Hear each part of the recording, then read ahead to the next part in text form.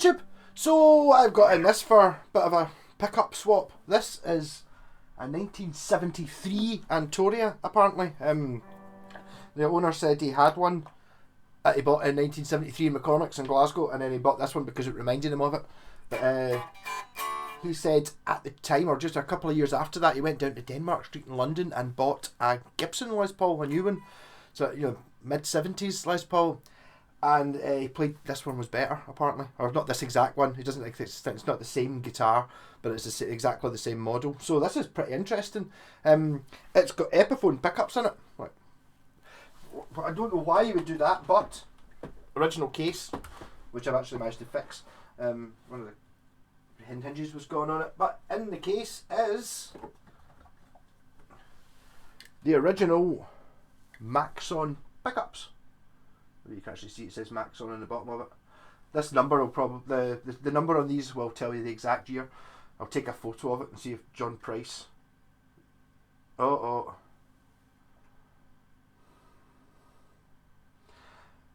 I can kind of already. I know why the pickups have been swapped. Damn it! See if you look there. There you can see it there. Yeah, see it.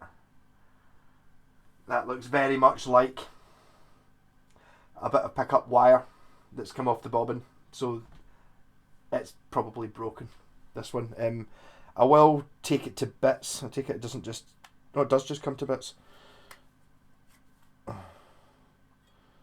Oh yeah, yeah. So it is a humbucker, as you can see. I've actually got something not entirely dissimilar to this in my Flying V, but that wire is broken, and it's broken there as well. And in fact, actually, it's been taken to bits before. It's most definitely, because there's the wires joining the two things together. I've been in that.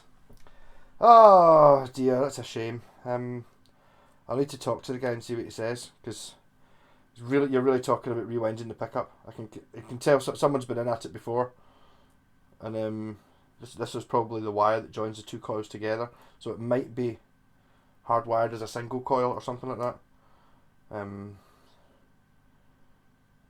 Yeah, well, it's actually no.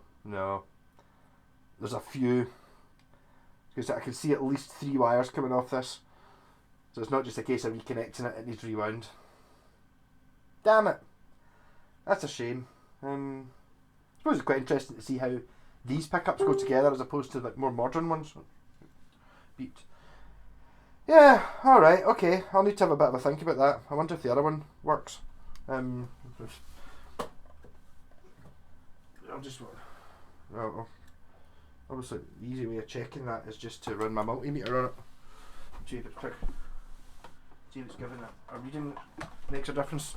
Just because one of them is, because I mean, it's possible, you burst one of them, you change over the pickups, and then it's much louder than this one or something, or the other way around. So is this one actually giving a reading?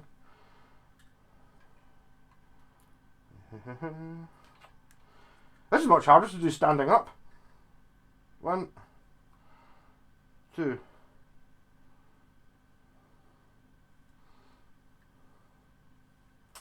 Damn it.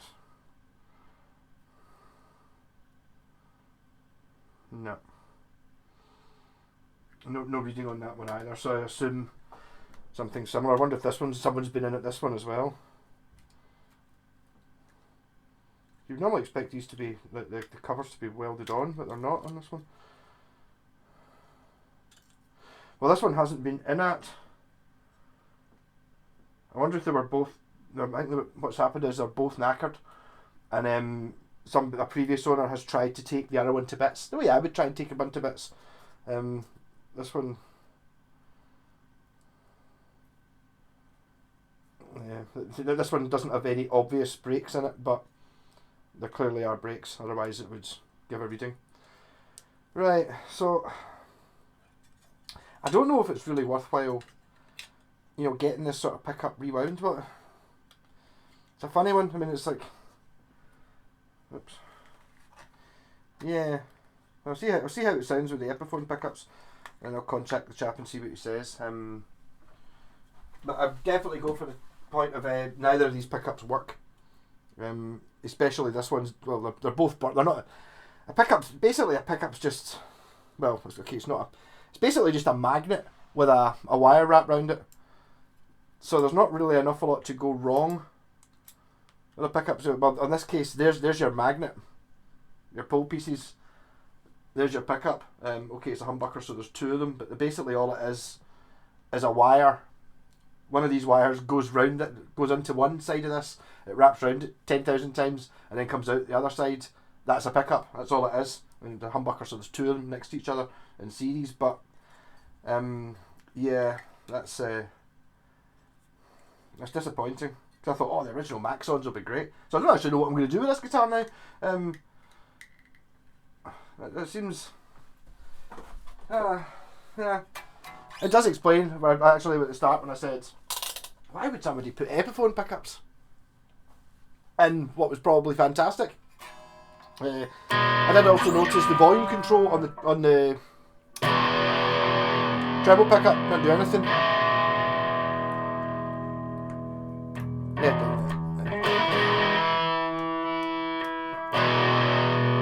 Tone's working, neck.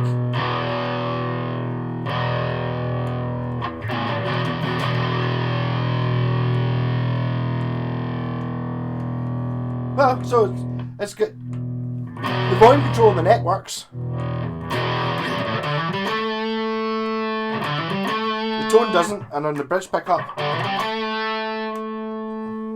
the tone works. The volume doesn't. It's in very good condition though, apart from the fact the pickups don't bloody work. It really is. It does. It looks brand spanking new. I know there's a way around this. I wonder if I'm tempted to say someone's had a wee go at the frets on it as well. They're a bit squared looking, so I think this has been stoned at some point. Especially looking at the last fret. There's no base fretware, but it's very nice. It's got extra binding around the neck. Oh, come on. I don't know. Decline. Yeah.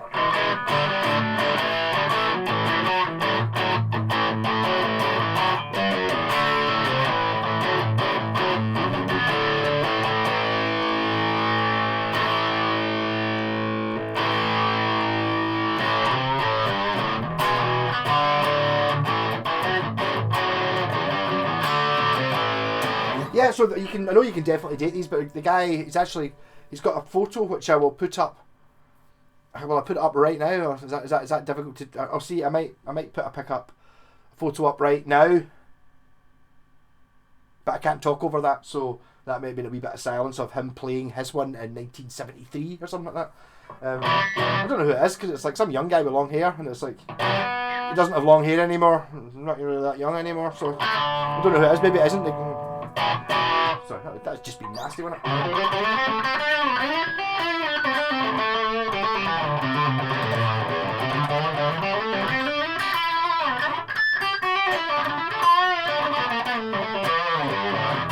I can see why, it's assuming that all these were the same, why this guitar was feeling better than a Gibson, because it kind of does. I'm biased, but it kind of does. It's a bolt-on neck though. I mean, so these will not be that expensive, I don't think, especially if it's got the original pickups, which technically it does have the original pickups burst in the case. The case is lovely as well.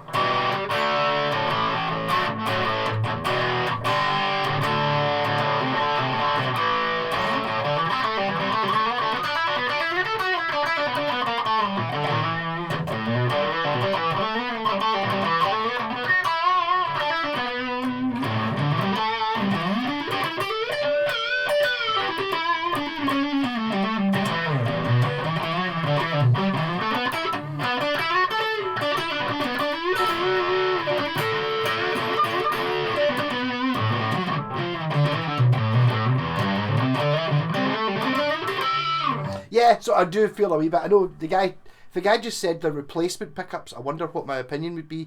But because he said they're Epiphone pickups, I'm now sitting here thinking it kind of sounds like the ones you get. I don't know, not so much in modern Epiphones, because modern Epiphones, they've actually got decent pickups. They say they just made the guitars hella cheap, as in really crap. Whereas the older ones, like my Samick one, was a really high quality built guitar, but really crap pickups in it, really bad hardware and stuff, to make it cheaper. Whereas now hardware's dead cheap, so they just put fire on the expensive stuff and make the guitar out of pallets, you know. Pallets, wooden pallets. Type that into YouTube search for Burniston wooden pallets. Wooden pallets. This pickup's good. Neck pickups.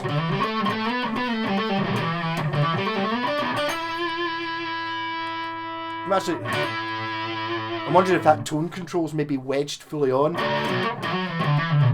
It just seems a bit woolly and a bit rubbishy.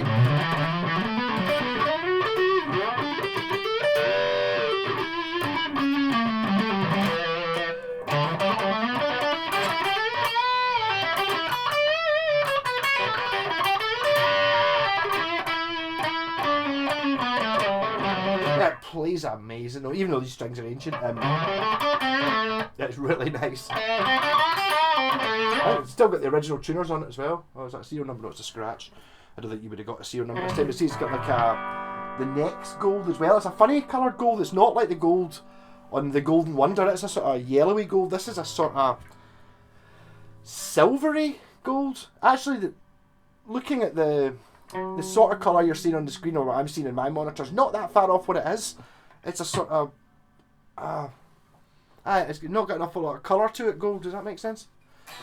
Definitely gold, not silver, but not a great output jack on it either.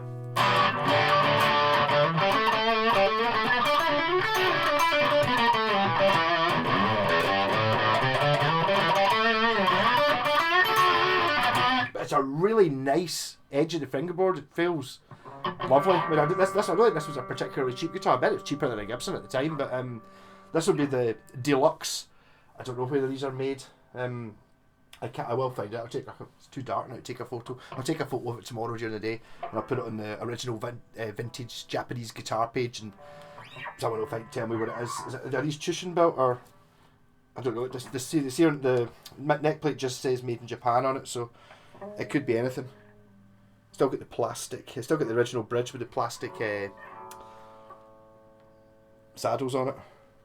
But again, it's like looking at it, you can see the difference. I know you did get other Antorias. Has it got the?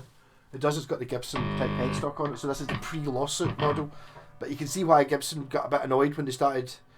They probably weren't too annoyed because of the the bolt-on neck. But if they made this a set neck, which Ibanez sort of did, and then you're sort of kind of turn out with basically what is a Gibson Les Paul, as good as in every way, and half the price.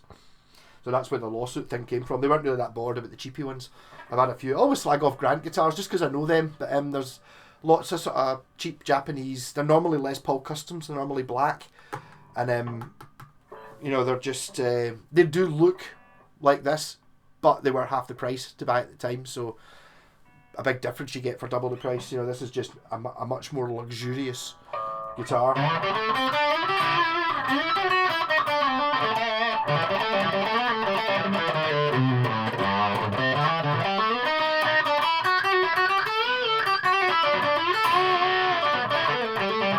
And actually, go to add, because it's got the original case, I think it's probably spent most of its time in that case.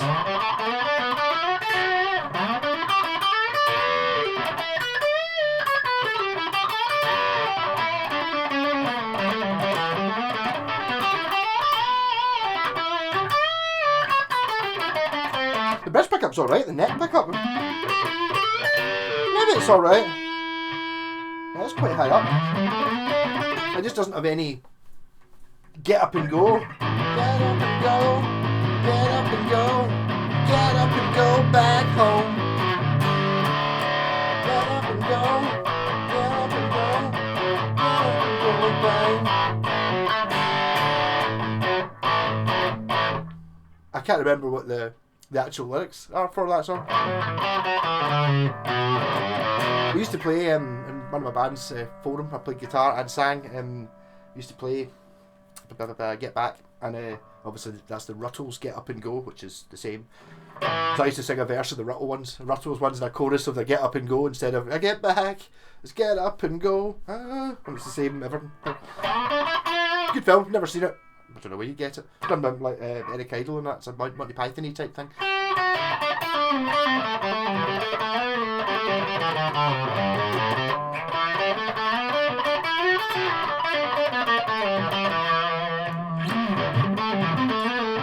In fact, it's Monty. Oh, it'd be Handmade Films. That's why I was going to say George Harrison's actually in it as a news reporter interviewing himself. Who's black or is it Asian? The guy played George Harrison, but why not?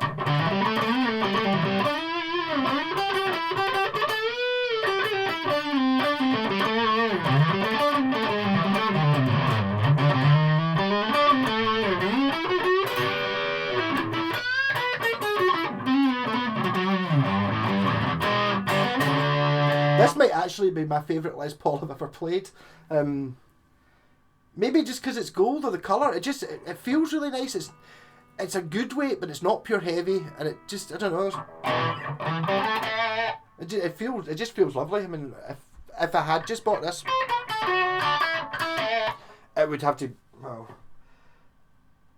I'd be tempted to get I don't know how good the original Maxon pickups are. I mean, the one that's in my Flying V is the weaker of the two pickups, but the other one's like a 70s Gibson, not, what's it called? To get the Dirty Fingers, like not the one that says Dirty Fingers on it, the one that actually came from the 70s. So it's like a really, it's worth 10 times what I paid for the guitar, something like that. And the bridge, so the neck pickup's a bit weak, but then, and it's a Maxon. The only reason I really know that is because it's got the same as what you'd get an Ibanez at the time. It's like it's the square. It's got round poles and then square poles, then a sort of frame round it. It looks amazing.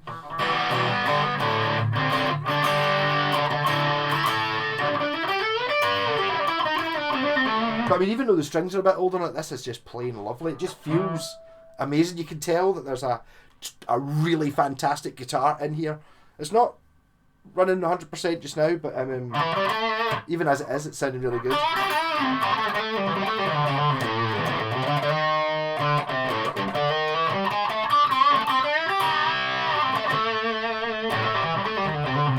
I think what would do if it was mine. I've actually got a set of Zebra Wilkinson pickups. It doesn't suit the vintage of the guitar, but it really.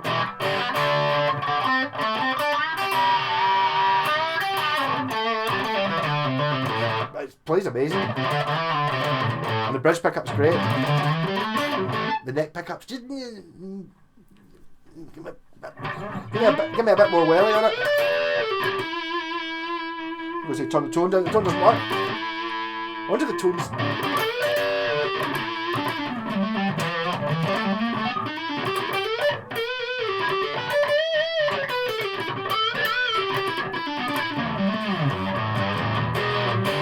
I've not been in this yet, so I mean, just because he was told they were Epiphone pickup doesn't necessarily mean they are. It could be anything really. They do have that. I wonder if they're modern. It's got that gold. See when you get gold hardware. I've bought a couple of Chinese guitars, had a couple of chips and Les Pauls and stuff come through my hands, and the gold always looks a bit funny. It's kind of like a brassy gold. So this is a sort of yellowy gold, and the hardware on this is a sort of goldy gold. That's a kind of red type gold. There's some red in it or something, which is generally what you get with the cheap. So they might actually be modern Chinese pickups.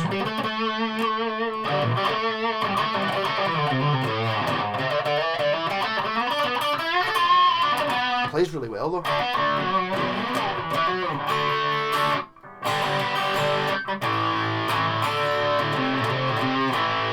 So I was going to make this a two-parter video, but volume control doesn't work. So obviously I'll take the back off and give him a squish with contact cleaner, see if I can clean up the pots. If not, replace the pots. That's easy enough. It's more of the question of the pickups, because obviously it's going to cost money for me to do this work anyway. So if I'm going to go in and do anything, it's kind of, is it worthwhile just buying? I don't know, something like Warman's would be better definitely. It's quite it's quite a classy looking guitar. It's like one of those things you kind of wonder, is this the one you do spend a little bit more and get, like, you know, I don't know, I don't think you can afford Gibson pickups. Gibson pickups are expensive, but the neck pickup in my SG there's flipping marvellous. Something like that, and this would be rocking. It's also an Antoria, which I quite like, because I've got my Antoria Telecaster. But very nice. I love it. Pretty sure these are the original knobs as well, with the finger bleeders on them.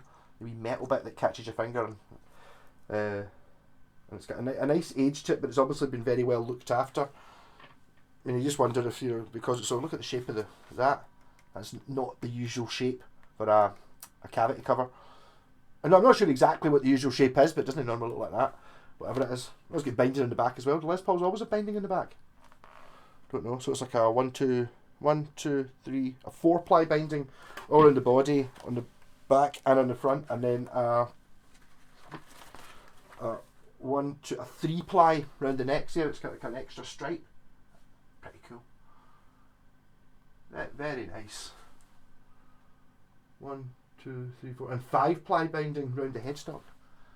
Yeah. Then didn't drop it. Very nice. So I'm going to contact this chap. In fact, I'll send him this video just to say exactly what I just said there. So I don't know. Do you go for buying? I mean, these pickups, they're not crap, but I've just got a feeling this guitar as much. I think the guitar is kind of overriding the not very good pickups. You know, it's like it's because the guitar is really good.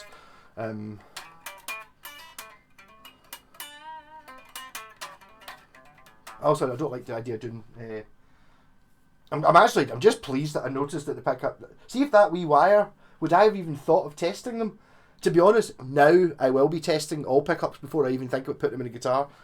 But if that wee extra hair wire hadn't been sticking out when in fact, if I hadn't showed it to you at the start there, I could maybe have taken these pickups up, put the new ones in, and then nothing worked, and I'm going, what? And then noticed they were both broken. Whereas now, I know. So, it's a question, isn't it? It needs to be discussed. You put Wilkinsons in it, something like that, maybe, because they would be better than the Epiphone ones. I say the bridge one's alright. Maybe just get a better neck pickup.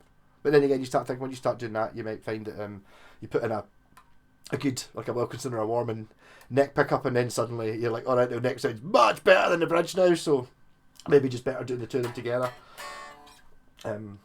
Yeah, so I feel bad. I said, check out his channel as well. It was Horse Racing. He was talking about it's like, where did you buy your subs? It's like, I didn't buy any subs. They're all real. You're all real people.